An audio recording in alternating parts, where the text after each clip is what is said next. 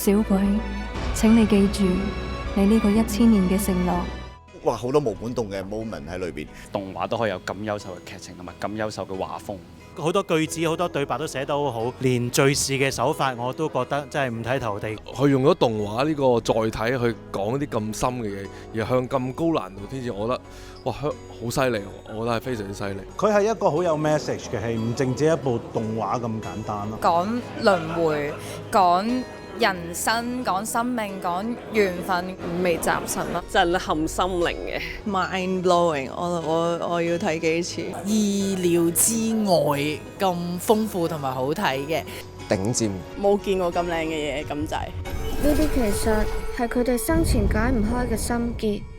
經歷咗個半鐘度咧，你同佢真係好似經歷咗幾百年，娛樂性十足，目不暇給2個鐘去講呢個 human condition。千言萬語啊，有好多情緒喺心頭咯，好精緻，跟住同埋啲配色又好靚，亦都好感動。嗰個感動係我諗嚟自嗰個畫面啊，嚟自個對白啊，嚟自個演員嘅演繹啦。一秒淚崩啊！就係嗰下，喊到我心靈嘅核心，唔知點解，跟住我係咁樣喊咯，咁樣流落嚟咯，有好好嘅一個作品。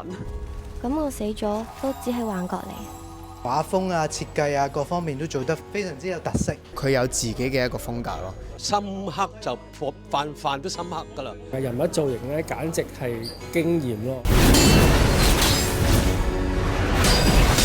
就算係一啲打鬥嘅場面咧，都係非常之高水準。即係點樣可以個動作好流暢，就係佢要畫咗好多格咯。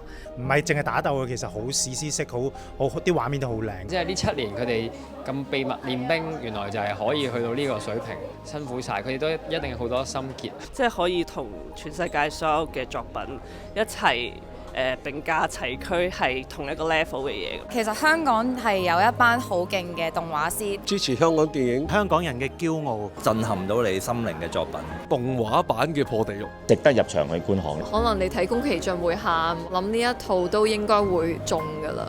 一定要攞紙巾入場。我哋同細我約定咗，我哋都約定你入戲院見。要睇，一定要睇。世愛，世愛，世愛。10月29日，10月29日，戲院見，戲院見，戲院見。